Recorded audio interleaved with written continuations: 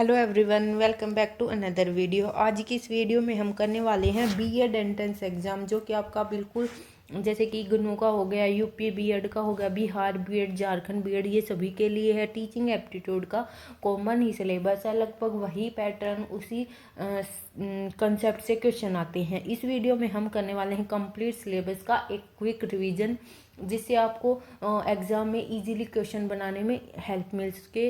अच्छा, बिल्कुल कोई एक्स्ट्रा थ्योरी नहीं है। इस वीडियो में हम करने वाले हैं सिर्फ कॉन्सेप्ट बेस्ड थ्योरी। ठीक है, तो चलो स्टार्ट करते हैं आज की वीडियो बिना टाइम वेस्ट किए। सबसे पहले एक बार हम देख लेते हैं सिलेबस क्या क्या आता है टीचिंग एप्टीट्यूड में। फर्स्ट आता है सबसे पहले टीचिंग लर्निंग प्रोसेस है, जिसके अंदर क्या क्या आएगा, टीचिंग वर्सेस लर्निंग क्या होती है, उसके बाद लर्नर सेंटर्ड और teacher centred education, learning objective जैसे कि ब्लूम टैक्सोनॉमी, इंडिविजुअल डिफरेंसेस क्या होते हैं। इंडिविजुअल डिफरेंसेस बहुत ही इंपॉर्टेंट टॉपिक है, हर टाइप ऑफ एग्जाम में ये क्वेश्चन, इस टॉपिक से क्वेश्चन जरूर आता है। उसके बाद है मेथड ऑफ टीचिंग, जैसे कि lecture method, demonstration, discuss, project, activity based, play way, problem solving, cooperative learning, play way. ठीक है, ये आगे मेथड्स ऑफ टीचिंग। उसके बाद है टीचिंग एड्स एंड कम्युनिकेशन, ये भी इम्पोर्टेंट टॉपिक है। टीचिंग एड्स होगी जैसे कि charts, model, flash card, smart boards. Communication में हो गया सीसीई हो गया। उसके बाद क्लासरूम मैनेजमेंट आता है, डिसिप्लिन के टाइप हैं, अथॉरिटेटिव, डेमोक्रेटिक, स्टूडेंट को कैसे हैंडल करें, वीक स्टूडेंट्स को, नोटी स्टूडेंट्स को, ये सारे टीचिंग एप्टीट्यूड के अंदर आते हैं। उसके बाद आता है टीचर की क्वालिटी, प्रोफेशनल इथिक्स, कैसे कैसे कौन कौन सी टीचर में आइडल टीचर के अंदर क्वालिटीज़ होनी चाहिए। उसके बाद है गाइडेंस एंड काउंसलिंग, और लास्ट है इंक्लूसिव एजुकेशन। ये हैं हमारे मेन टॉपिक्स जो टीचिंग एप्टीट्यूड से क्वेश्चंस बनते हैं। तो चलो देखते हैं सबसे पहले टीचिंग वर्सेस लर्निंग क्या होती है। टीचिंग मतलब क्या है, प्रोसेस ऑफ इंस्ट्रक्शंस, जहाँ पर टीचर टीच करता है, प्रोसेस बताता है, पूरी उन्हें निर्देश देता है किसी भी टॉपिक पे। लर्निंग क्या होती है, चेंज इन बिहेवियर, बच्चों ने जो टीचिंग से क्या सीखा, उनके बिहेवियर में क्या जो परमानेंट चेंजेस आए, उसको हम लर्निंग बोलते हैं। एग्जाम के लिए क्या याद रखना है, अगर क्वेश्चन में चेंज आए ना, तो वो क्या है हमारा लर्निंग। अब चेंज इन बिहेवियर तो क्या हो जाएगा, हमेशा लर्निंग होगा। ठीक है, उसके बाद हम डिफरेंस देखेंगे लर्नर सेंटर्ड और टीचर सेंटर्ड में। जो लर्नर सेंटर्ड एजुकेशन है या मेथड है, उसके अंदर जो सेंटर में है वो क्या होता है, लर्नर यानी कि स्टूडेंट, जहाँ पर जिसमें टीचर डिस्कशन इन्वॉल्व करता है, बच्चों में एक्टिविटी करवाता है, क्वेश्चन करता है, वहाँ पर जो लर्नर है एक्टिव रहता है। वहीं पर टीचर सेंटर में सिर्फ टीचर बोलेगा, बच्चे चुपचाप सुनते रहते हैं, बच्चे बिल्कुल पैसिव फॉर्म में होते हैं। लेकिन आज के जो टाइम में है उसमें लर्नर सेंटर्ड एजुकेशन पर फोकस किया गया है। जो लर्नर सेंटर्ड है वही बेस्ट अप्रोच है टीचिंग की। उसके बाद है ब्लूम टैक्सोनॉमी, बहुत ही इंपॉर्टेंट टॉपिक है। इसके अंदर क्या बताया गया है, कुछ स्टेजेस बताई गई हैं, जैसे कि रिमेंबर, अंडरस्टैंड, अप्लाई, एनालाइज। सबसे पहले क्या रिमेंबर करना है, फिर अंडरस्टैंड करो, अप्लाई करो और एनालाइज करो। ये बेस्ट टीचिंग अप्रोच है। ब्लूम टैक्सोनॉमी बहुत ही इंपॉर्टेंट है, कई बार ये पूछ लिए जाते हैं कि इनमें से कौन सा ब्लूम टैक्सोनॉमी का लेवल नहीं है। ठीक है, ये level of learning, learning objectives पर बनाई गई थ्योरी है। उसके बाद है इंडिविजुअल डिफरेंसेस। इंडिविजुअल डिफरेंसेस, हर बच्चा एक दूसरे से अलग है, कोई आईक्यू के बेस पर, कोई इंटरेस्ट, कोई स्पीड के बेस पर। कैसे कोई किसी बच्चे का मैथ में ज़्यादा इंटरेस्ट है, किसी का इंग्लिश में, किसी बच्चे का आईक्यू ज़्यादा है, कुछ का एवरेज, कुछ का नॉर्मल, कुछ का अबो एवरेज। ठीक है, तो हर बच्चा एक दूसरे से अलग है। गुड टीचर वही है जो सभी बच्चों को एक साथ लेकर चले, स्टूडेंट्स की नीड्स के हिसाब से एडजस्ट कर ले अपनी टीचिंग के अंदर। ठीक है, उसके बाद आते हैं methods of teaching. Direct situation based MCQ बनते हैं इस टॉपिक से, जैसे कि फर्स्ट है लेक्चर मेथड। लेक्चर मेथड में क्या होगा, सिर्फ टीचर बोलेगा, स्टूडेंट सुनेंगे। लंबी लंबी क्लासेज होती हैं, सब्जेक्ट हैं वो थ्योरी बेस्ड होते हैं। एग्जाम के लिए ट्रिक क्या है, जहाँ पर बड़ी क्लासेज होंगी, टीचर सिर्फ बोलेगा, वो क्या है लेक्चर मेथड। इसके अंदर टीचर एक्टिव रहता है, स्टूडेंट पैसिव होते हैं। उसके बाद है डेमोस्ट्रेशन मेथड। टीचर क्या करेगा, इसमें दिखाएगा, एक्सप्लेन करेगा प्रैक्टिकल को, वो जैसे कि साइंस एक्सपेरिमेंट्स में होता है, जहाँ सिर्फ एक्सप्लेनेशन और नोट्स लिखवाए जा रहे हैं। ठीक है, ये बताया गया है। इसमें टीचर क्या है, बच्चों को एक्टिवली इन्वॉल्व कर रहा है इसके अंदर। उसके बाद प्रोजेक्ट मेथड क्या है, जहाँ पर लर्निंग बाय डूइंग होती है, लॉन्ग टर्म के लिए यूज होता है, जैसे कि chart, survey, model reports best teaching approach मानी जाती है लर्नर सेंटर के लिए प्रोजेक्ट मेथड, जहाँ पर बच्चा खुद करके सीखता है। ये नर्सरी क्लासेस के लिए भी और हाई क्लासेस दोनों के लिए सबसे बेस्ट मेथड माना जाता है, जहाँ पर हम अगर खुद से करेंगे वो हमें लॉन्ग टर्म के लिए याद रहता है। उसके बाद आता है एक्टिविटी बेस्ड लर्निंग, जैसे कि फन गेम्स एक्टिविटीज़ होगी बच्चों को, जैसे कि नर्सरी क्लासेस में हम बच्चों को कोई एक्टिविटी करके सिखाया जाता है, जैसे कि कलर सिखाए जाते हैं, पोएम्स, काउंटिंग, सारी चीज़ें जो बच्चों को नर्सरी के बच्चे हैं उनको बिल्कुल एक्टिविटी के थ्रू करवाया जाता है। आजकल मॉडर्न एजुकेशन में कोई रट्टाफिकेशन नहीं है, सिर्फ एक्टिविटी करवाएंगे और बच्चों को लर्न हो जाता है। उसके बाद प्ले वे मेथड है, नर्सरी केजी के बच्चों के लिए गेम प्लस लर्निंग को प्ले वे बोलते हैं। उसके बाद प्रॉब्लम सॉल्विंग मेथड है, जहाँ पर maths, logical problems, step by step solution बताए जाते हैं। एग्जाम के लिए एक ट्रिक है कि स्मॉल किड्स होंगे वहाँ पे play way activity based method होगा, और जहाँ पर थिंकिंग होगी वहाँ पे डिस्कशन होगा। लॉन्ग टास्क के लिए प्रॉब्लम सॉल्विंग है, प्रैक्टिकल जहाँ पर हो रही है उसको डेमोस्ट्रेशन मेथड मिलेगा, लंबे टास्क के लिए प्रोजेक्ट मिलेगा, मैथ लॉजिक के लिए प्रॉब्लम सॉल्विंग मिलेगा। उसके बाद करते हैं टीचिंग एड्स एंड कम्युनिकेशन, ये भी इम्पोर्टेंट टॉपिक है। टीचिंग एड्स क्या होती है, सबसे पहले टीचिंग एड्स हैं जैसे कि charts, model, flash card, smart board, pictures, real objects, जो टीचिंग को इजी बना देते हैं, जिनकी हेल्प से बच्चे बिना किसी एफर्ट के आराम से चीज़ों को लर्न कर लेते हैं, उनको हम टीचिंग एड्स बोलते हैं।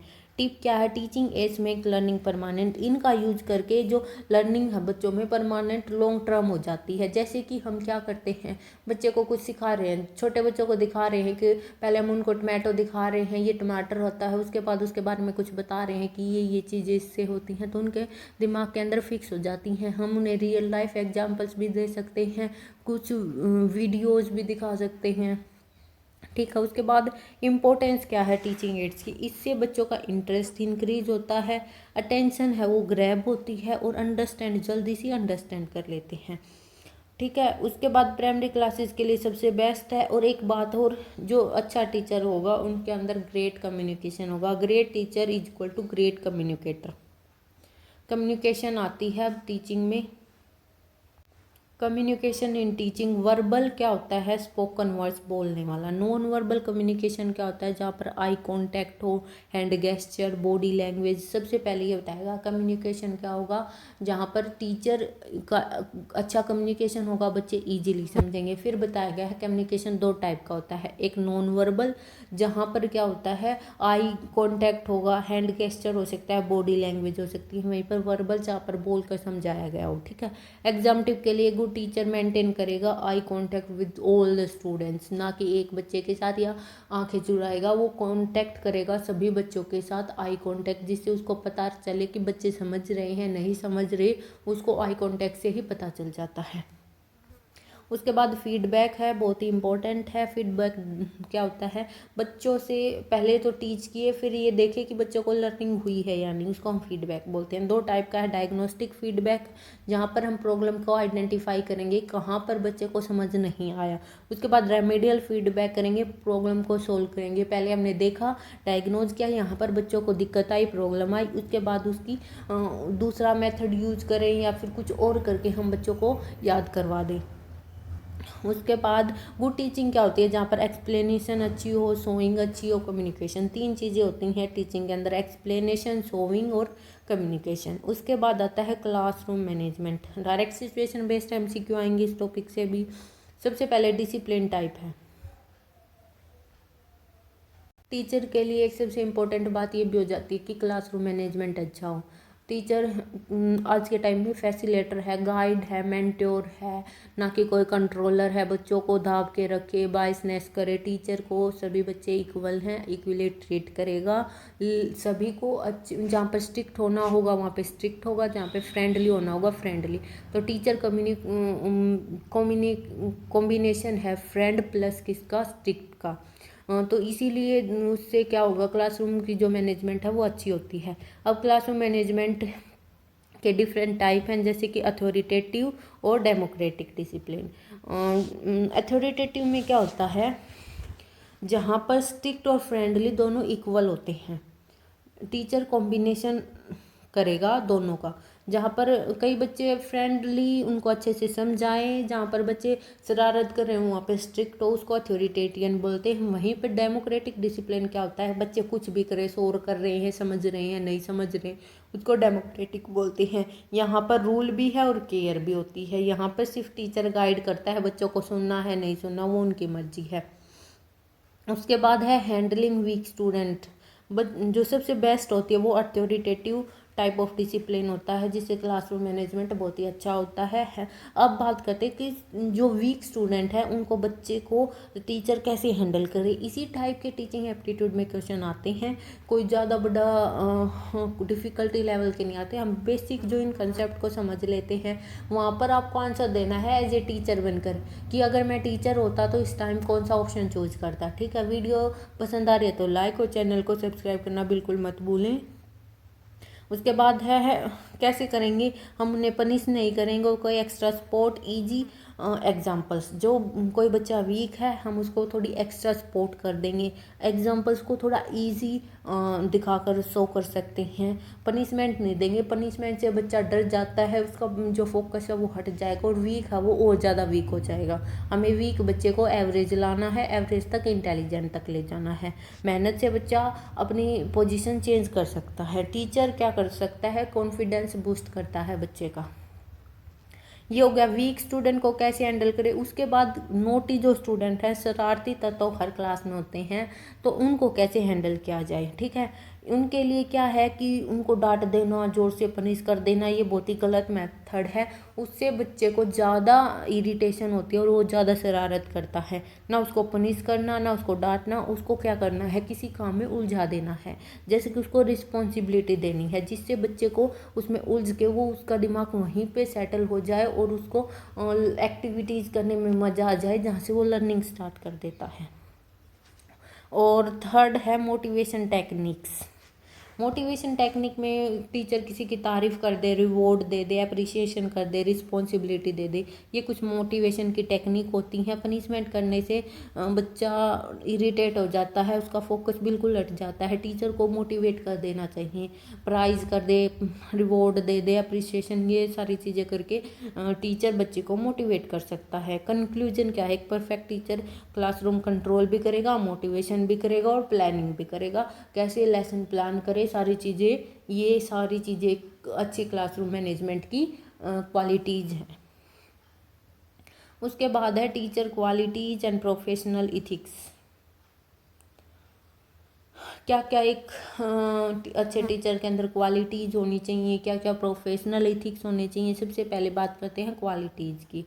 सबसे पहले इक्वलिटी होनी चाहिए। टीचर को कभी भी किसी बच्चे के साथ बायसनेस नहीं करनी चाहिए, उसको हर बच्चे को इक्वली ट्रीट करना चाहिए। कोई फेवरेटिज्म नहीं करना चाहिए कि ये ज़्यादा पढ़ता है इसका फेवर कर लूँ, ये कम पढ़ता है इसका फेवर कर लूँ। सब बच्चों को इक्वल ट्रीट करना है। कोई वीक है उसको थोड़ी एक्स्ट्रा सपोर्ट दे सकते हैं, पर बायसनेस नहीं करनी।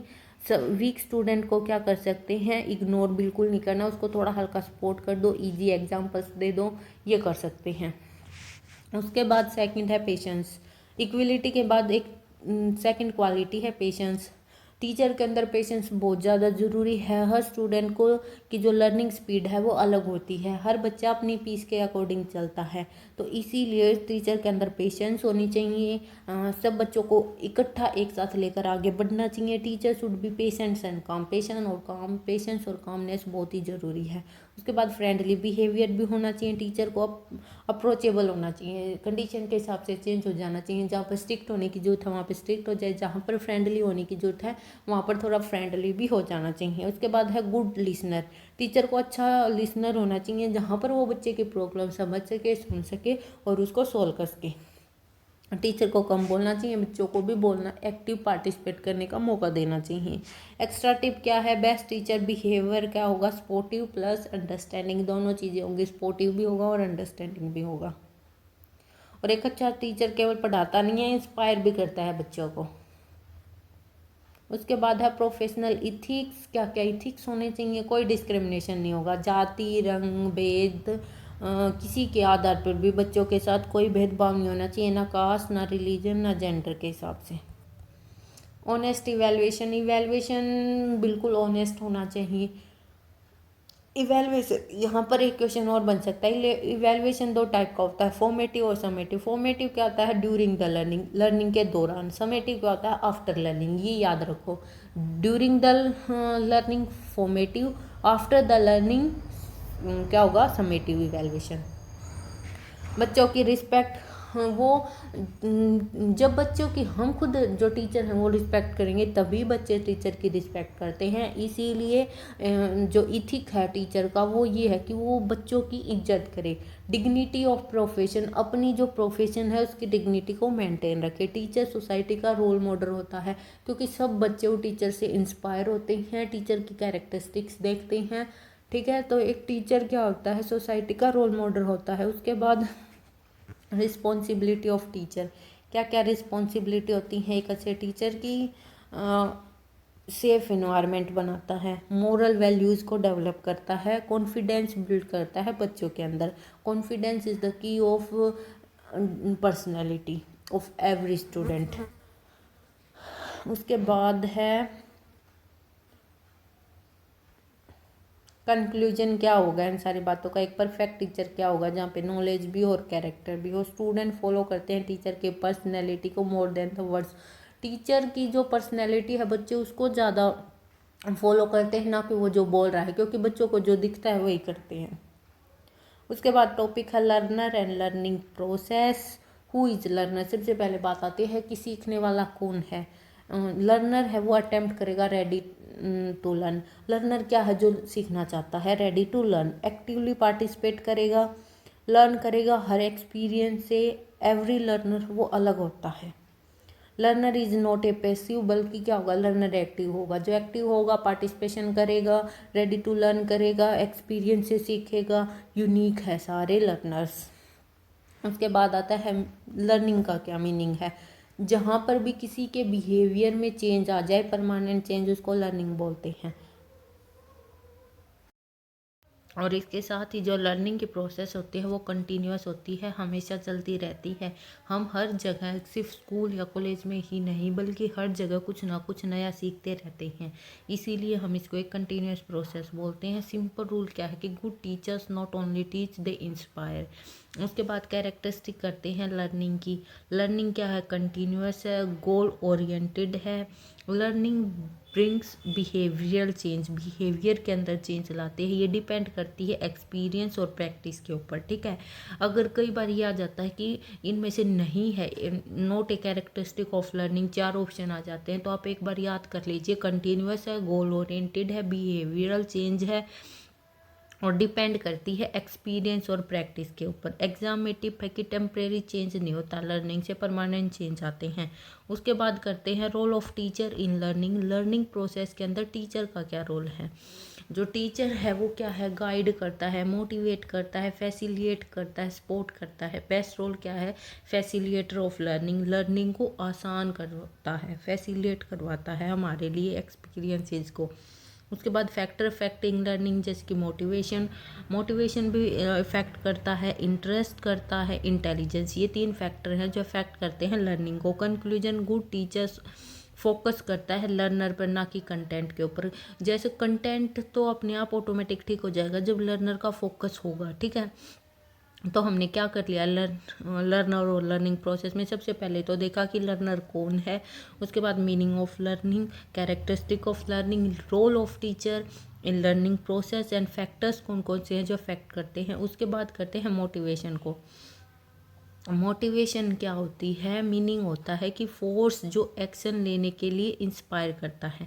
मोटिवेशन क्या है? मोटिवेशन वो चीज़ है जो हमें सुबह उठकर अपना काम करने के लिए इंस्पायर करती है। कोई भी जो चीज़, कोई भी वो फोर्स जो हमें एक्शन लेने के लिए मजबूर या इंस्पायर करता है, उसको हम मोटिवेशन कहते हैं। मोटिवेशन डराइविंग फोर्स भी बोल सकते हैं लर्निंग का, हमें सीखने के लिए जो फोर्स डराइव होता है। एग्जाम लाइन के लिए क्या करेंगे? Learning is impossible without motivation. हम अगर हमारे अंदर मोटिवेशन नहीं होगा, मोटिवेशन चाहे इंटरनल हो चाहे एक्सटर्नल, अगर मोटिवेशन होगा तभी हम कुछ सीख सकते हैं। ठीक है, उसके बाद हम एक ये सिंपल रूल भी है, अगर नो मोटिवेशन मतलब नो लर्निंग। उसके बाद टाइप देखते हैं। इंट्रिंसिक मोटिवेशन क्या होता है? आंतरिक प्रेरणा। जब स्टूडेंट खुद से सीखना चाहे, स्टूडेंट्स क्यूरियस हो, इंटरेस्टेड हो, उसको हम बोलते हैं इंट्रिंसिक, इंटरनल मोटिवेशन। सबसे अच्छा मोटिवेशन यही है। बाहरी कोई इतना मोटिवेट नहीं कर सकता जो हमारा इंटरनल इंट्रिंसिक मोटिवेशन है, जो हमें आगे बढ़ने के लिए मोटिवेट करता है। MCQ की ट्रिक है, best motivation for long term क्या है? इंट्रिंसिक। उसके बाद एक्सटर्नल क्या होता है? एक्सटर्नल हो गए हम किसी प्राइज़ के लिए, किसी मेडल के लिए, किसी पनिशमेंट से बचते हुए, फेल होने के डर से जो काम करते हैं, जो सीखते हैं, उसको हम एक्सटर्नल मोटिवेशन बोलते हैं। उसके बाद बात करते हैं इम्पोर्टेंस क्या क्या है मोटिवेशन की। हम क्या है, प्राइज, स्टूडेंट को हम तारीफ़ कर देते हैं। क्रिएट पॉजिटिव इन्वायरमेंट क्रिएट होता है। पनिशमेंट से बच जाते हैं, स्टूडेंट्स को इंगेज करते हैं। एग्जाम में क्वेश्चन क्या आता है, ये सारी चीज़ें क्या है हमारी, जो सबसे अच्छा है वो इंट्रिंसिक है। उसके बाद मैस्लो की थ्योरी है, जो कि बहुत ही इम्पोर्टेंट है। उन्होंने क्या बताया था? उन्होंने बताया कि सबसे पहले क्या है, इंसान की फ़िज़िकल नीड्स आती हैं। जब उसकी फ़िज़िकल्स जितनी भी खाना पीना रहना, ये सारी चीज़ें कंप्लीट हो जाती है, उसके बाद उसका कौन सा लेवल आता है? सेफ्टी का। फिर उसको सेफ्टी चाहिए, उसके बाद लव, बिलोंगिंगनेस, फिर रिस्पेक्ट, और उसके बाद सेल्फ एक्चुअलाइजेशन आती है। ये इन्होंने कुछ स्टेजेस बताई थी जो हम किसी भी ह्यूमन की प्राइमरी नीड्स हैं। फर्स्ट क्या? फिजिकल नीड, फिर सेफ्टी, उसके बाद है love and belongingness, respect and self actualisations. Conclusion क्या है इन सारी बातों का, कि गुड टीचिंग क्या है? जिसके अंदर मोटिवेशन भी हो, इन्वॉल्वमेंट भी हो, स्टूडेंट मोटिवेटेड लर्न्स ऑटोमेटिकली। अगर स्टूडेंट सीखने की क्यूरियस हैं, इंटरेस्टेड हैं, तो वह आराम से सीख ही लेंगे। उसके बाद है एक बहुत ही इंपॉर्टेंट टॉपिक, इंटेलिजेंस। हर साल क्वेश्चन बनते हैं, हर साल इससे 2 से 3 के मार्क्स आपके पक्के हैं इस टॉपिक से। एक बार अच्छे से देख लीजिए, क्विक रिवीजन करते हैं। इंटेलिजेंस क्या होती है? किसी की भी जो सीखने की, अंडरस्टैंड की, सोचने की, प्रॉब्लम सोल्व करने की एबिलिटी है, हम उसको इंटेलिजेंस बोलते हैं। क्या? Ability to learn, understand, think and problem solving की। इससे क्या होता है? एनवायरनमेंट में अडेप्टेशन होती है और हम अपने डिसीजंस ले सकते हैं। अल्फर्ट बिनेट आते हैं, फर्स्ट साइंटिस्ट जिन्होंने IQ फॉर्मूला दिया था। मोस्ट इंपॉर्टेंट है याद करना, अल्फर्ट बिनेट। इन्होंने क्या दिया था? IQ का फॉर्मूला दिया, mental age divide chronicle age into 100। MA मतलब कि मेंटल एज, क्रोनिकल एज मतलब कि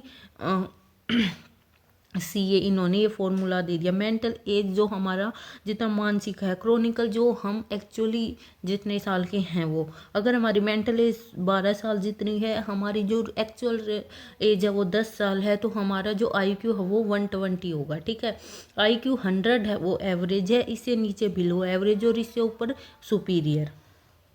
उसके बाद स्पीयरमैन, इन्होंने 2 फैक्टर थ्योरी दी थी, जहाँ पर इन्होंने 2 फैक्टर बताए थे, G फैक्टर और S फैक्टर। G मतलब कि जर्नल फैक्टर, S मतलब स्पेसिफिक फैक्टर।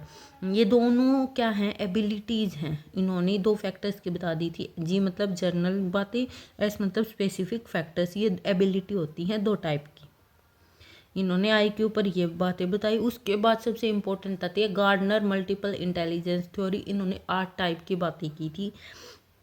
इन्होंने बताया 8 टाइप ऑफ इंटेलिजेंस होती है। फर्स्ट क्या होती है? लिंग्विस्टिक। ठीक है, second logical, third musical, fourth body kinetic, 5 spiral, 6th है इंटरपर्सनल, 7th इंट्रापर्सनल और 8th है नेचुरलिस्टिक। लिंग्विस्टिक क्या होता है? लैंग्वेज से रिलेटेड, पढ़ने से। लॉजिक थिंकिंग से, म्यूजिकल गाने से, आर्ट से। बॉडी काइनेस्टिक जैसे कि गेम्स में होगी। स्पाइरल मतलब कि ज्योमेट्री टाइप चीज़ों में होगी। इंटरपर्सनल आपस में बात करना। इंट्रा खुद के अंदर ही सोच विचार को। नेचुरलिस्टिक नेचर के आसपास। ये टाइप ऑफ इंटेलिजेंस बताई थी। गार्डनर ने मल्टीपल इंटेलिजेंस थ्योरी दी थी। टाइप ऑफ इंटेलिजेंस कितने टाइप की होती है? एब्स्ट्रैक्ट, कॉन्क्रीट और सोशल। एब्स्ट्रैक्ट क्या होती है? जो सिंबल्स आइडियाज़ के थ्रू हो। कॉन्क्रीट जो प्रैक्टिकल वर्क जो हमें दिखाई दे। एब्स्ट्रैक्ट होती है अमूर्त। कॉन्क्रीट मतलब मूर्त, और सोशल मतलब पीपल स्किल्स के अंदर। ये 3 टाइप की इंटेलिजेंस होती है। उसके बाद जो थर्स्टन थे, उन्होंने 7 प्राइमरी एबिलिटीज़ बताई थी। Number, memory, speed, spiral ability, word fluency, reasoning और वर्बल कॉम्प्रीहेंशन। उसके बाद देखते हैं role of teacher, identify different intelligence. Teacher को आइडेंटिफाई करना चाहिए, कंपैरिजन को अवॉइड करना चाहिए कि एक बच्चा होशियार है एक थोड़ा एवरेज है, उन दोनों को कंपेयर नहीं करना चाहिए। उनकी अलग पर्सनैलिटी है, इंडिविजुअल डिफरेंसेस को साथ लेकर चलना है, अवॉइड करना है एक दूसरे में कंपैरिजन को। उनको एक्टिविटी बेस्ड लर्निंग पर फोकस करना है और मेनली क्या है, चाइल्ड सेंटर्ड अप्रोच अपनानी है। ये था हमारा पूरा इंटेलिजेंस का टॉपिक, जिसमें हमने क्या क्या किया। सबसे पहले तो इंटेलिजेंस होती क्या है, एबिलिटी होती है सीखने की, समझने की, सोचने की, प्रॉब्लम सॉल्व करने की, जिससे हम एनवायरनमेंट के अंदर अडेप्ट होते हैं और अपना डिसीजन ले लेते हैं। उसके बाद कुछ साइकोलॉजिस्ट हैं जिनके हमें नाम याद रखनी है। एल्फ्रेड मीन ने जिन्होंने IQ फॉर्मूला दिया था। IQ मतलब mental age divide CA into 100। इससे हम IQ निकाल सकते हैं। अगर 100 है तो एवरेज है, उससे ऊपर है तो सुपीरियर, उससे नीचे है तो बिलो एवरेज। फिर स्पीयरमैन साइकोलॉजिस्ट आते हैं तो 2 फैक्टर थ्योरी दी थी। G मतलब जनरल एबिलिटी, S मतलब 2 फैक्टर दे दिए स्पेसिफिक एबिलिटी। उसके बाद गार्डनर की है मल्टीपल इंटेलिजेंस थ्योरी, 8 इंटेलिजेंस बताई थी, लिंग्विस्टिक, लॉजिकल। कई बार क्वेश्चन कैसे बनता है इससे, मल्टीपल इंटेलिजेंस से, कि इनमें से कौन सा मल्टीपल इंटेलिजेंस थ्योरी का पार्ट नहीं है गार्डनर की। 4 ऑप्शन आएंगे, 3 इनके नाम होंगे, एक नहीं होगा। उसके बाद थर्स्टन याद करना है, इन्होंने 7 प्राइमरी एबिलिटीज़ के नाम बताए थे। टाइप ऑफ इंटेलिजेंस 3 टाइप है। रोल ऑफ टीचर क्या है इंटेलिजेंस में। उसके बाद हम कर रहे हैं लास्ट टॉपिक, इंक्लूसिव एजुकेशन। बहुत ही इंपॉर्टेंट टॉपिक है, हर साल 2 से 3 क्वेश्चन पक्का आते हैं। मीनिंग क्या है, सबसे पहले बात करें तो all childrens learn together in the same classroom regardless their ability, background and disability. मतलब कि सभी बच्चे एक ही क्लासरूम में एक साथ बैठकर एक साथ पढ़े, बिना किसी भेदभाव के। ना कोई एबिलिटी चेक की जाएगी कि सुपीरियर है, एवरेज है, बिलो एवरेज है। ना बैकग्राउंड देखा जाएगा, पुअर फैमिली से आया है या मिडिल क्लास से है या रिच फैमिली से। ना उसकी डिसेबिलिटी देखी जाएगी कि फिजिकल डिसेबल्ड है या मेंटल डिसेबल्ड है। सबको एक साथ पढ़ाना इंक्लूसिव एजुकेशन का मतलब है। की आइडिया क्या था कि education should be for all, education सभी के लिए होनी चाहिए, इसका ये मेन आइडिया है। उसके बाद अगर कैरेक्टरिस्टिक देखें इंक्लूसिव एजुकेशन की, तो फर्स्ट क्या है, इक्वलिटी। सब स्टूडेंट को इक्वल ट्रीट करने का ये फर्स्ट कैरेक्टरिस्टिक है। हर स्टूडेंट को इक्वल रिस्पेक्ट मिलेगी और इक्वल अपॉर्चुनिटी मिलेगी। उसके बाद सेकंड क्या है, पार्टिसिपेशन होना चाहिए सभी स्टूडेंट्स का।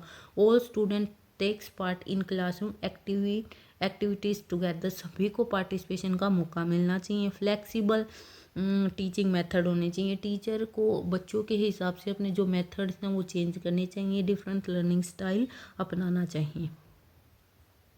उसके बाद है fourth, objectives of inclusive education. क्या उद्देश्य थे इंक्लूसिव एजुकेशन। सबसे पहले प्रोवाइड करवाना था क्वालिटी एजुकेशन, सभी के लिए क्वालिटी एजुकेशन होनी चाहिए। ये नहीं कोई रिच है उसको क्वालिटी एजुकेशन मिलेगी, पुअर है उसको नहीं मिलेगी, ये इसका मेन ऑब्जेक्टिव है। उसके बाद सेकंड है कॉन्फिडेंस बिल्ड करना, बच्चों के अंदर कॉन्फिडेंस लाना, सभी स्टूडेंट्स के अंदर। उसके बाद सोशल इक्वलिटी को प्रमोट करना और integrate special needs student in society. और स्पेशल नीड्स जो स्टूडेंट हैं उनको भी सोसाइटी के अंदर इंटीग्रेटेड फॉर्म में लेके आना। एडवांटेजेस क्या क्या हैं, जैसे कि सोशल डेवलपमेंट होता है, सभी बच्चों में एक दूसरे के साथ बैठते हैं, एक दूसरे के साथ खेलते हैं तो उनका सोशल डेवलपमेंट होता है। कॉन्फिडेंस इंक्रीज होता है, बेटर लर्निंग एनवायरनमेंट मिलता है, इक्वलिटी होती है सोसाइटी के अंदर। सबसे बेस्ट अप्रोच है चाइल्ड सेंटर्ड टीचिंग। चैलेंजेस क्या क्या है इंक्लूसिव एजुकेशन के। चैलेंजेस है कि इससे क्लासरूम्स वो बड़े हो जाते हैं, रिसोर्सेज कम पड़ जाते हैं, ट्रेन टीचर्स की कमी हो जाती है और अवेयरनेस की कमी है, ये इसके चैलेंजेस आते हैं। तो क्या क्या देखा हमने इंक्लूसिव एजुकेशन में। सबसे पहले मीनिंग की सभी स्टूडेंट्स को एक साथ पढ़ाना बिना किसी भेदभाव की आइडिया है एजुकेशन फॉर ऑल। कैरेक्टरिस्टिक है इक्वलिटी, पार्टिसिपेशन और फ्लेक्सिबल टीचिंग मेथड्स। ऑब्जेक्टिव्स हैं एडवांटेजेस और चैलेंजेस। ये था हमारा पूरा टीचिंग एप्टीट्यूड का बिना किसी एक्स्ट्रा थ्योरी के मेन कंसेप्ट, जिससे आप क्वेश्चंस आराम से बना सकते हैं। तो यहाँ पे हमारा कंप्लीट हो जाता है टीचिंग एप्टीट्यूड। अगर आपको कहीं पे दिक्कत लगी है तो आप कमेंट में पूछ सकते हैं। वीडियो को लाइक कर दीजिए, चैनल को सब्सक्राइब करना बिल्कुल मत भूलिए। Thanks for watching.